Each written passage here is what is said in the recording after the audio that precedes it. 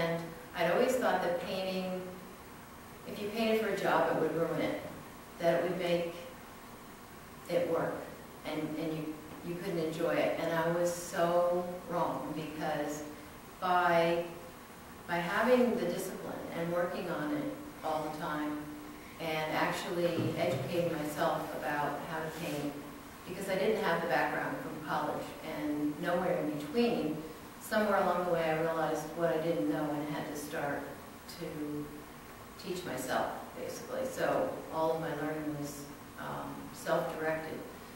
And in this process of learning, I also realized that although I felt bad that I'd never gone to art school and I would have had all of this education that would have helped me, by not learning at the knee of some mentor artist, or going to an art school where they would make you do what they wanted you to learn, I was totally self-directed, and I created a style that was my own. I didn't even hang out with artists. I didn't feel weird enough to be an artist. So I never really thought I was one. So it really wasn't until I started doing some shows, the Duck Stamp opened the door to getting me invited to national shows, which was how I started moving my career forward.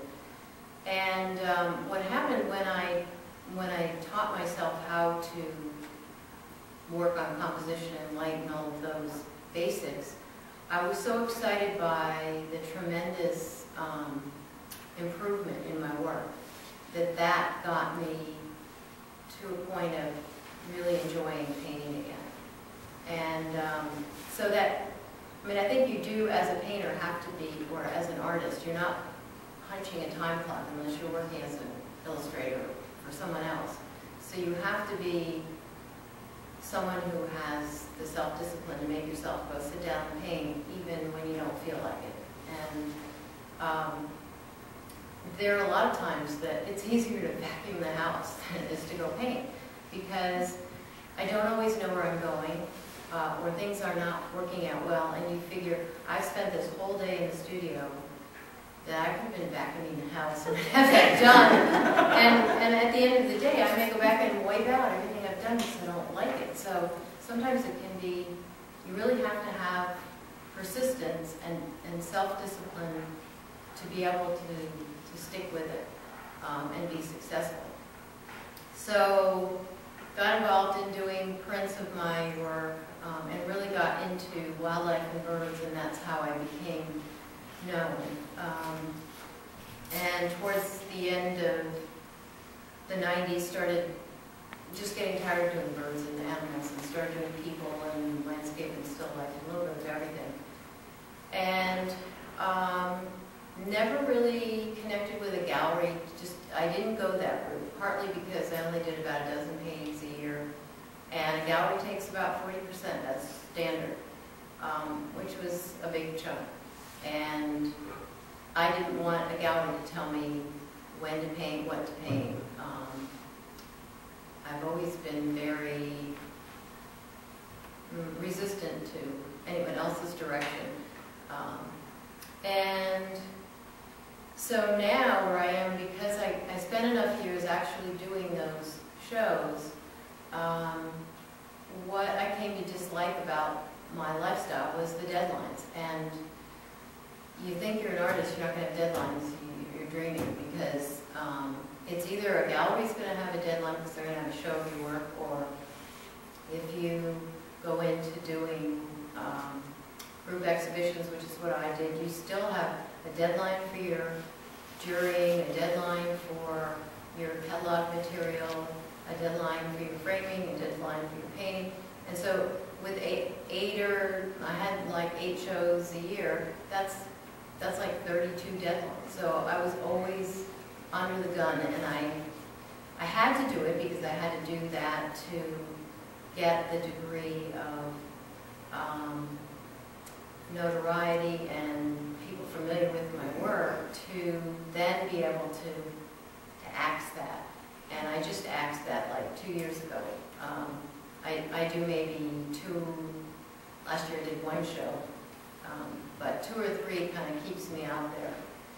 And what I've replaced it with, and it seems like I reinvent myself about every 10 years, which I think I didn't plan, but it's a good thing to think about, because you get out of your rut, you re-energize, and you start to not necessarily go completely in a different direction, but you could, if you were a painter, then explore doing sculpture or whatever. And I had an epiphany about the things I like to do, what I didn't like about the art business, what I did like about it, obviously the flexibility, being a mother and having a job where you can allow in your life family, kids, and a whole other world outside of art, to me was appealing.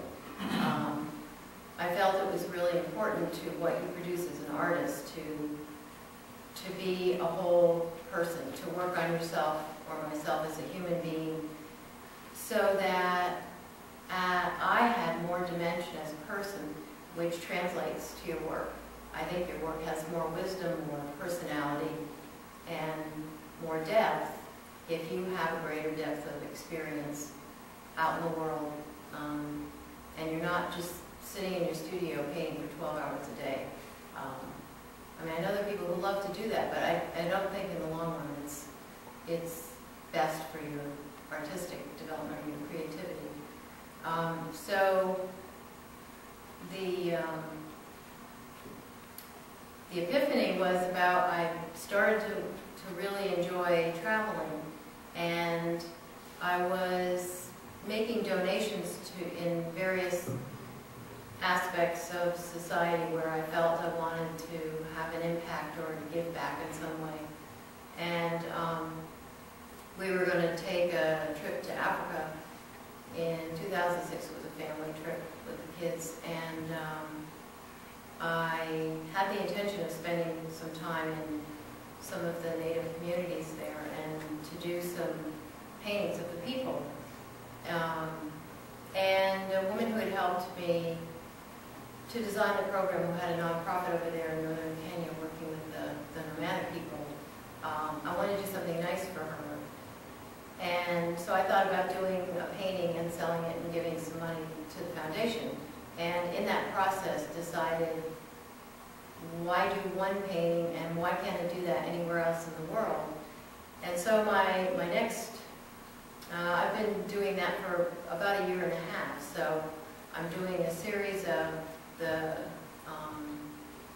people of northern Kenya. They're like the Maasai, the Samburu, and actually the communities I've been helping are farther in the north towards Somalia.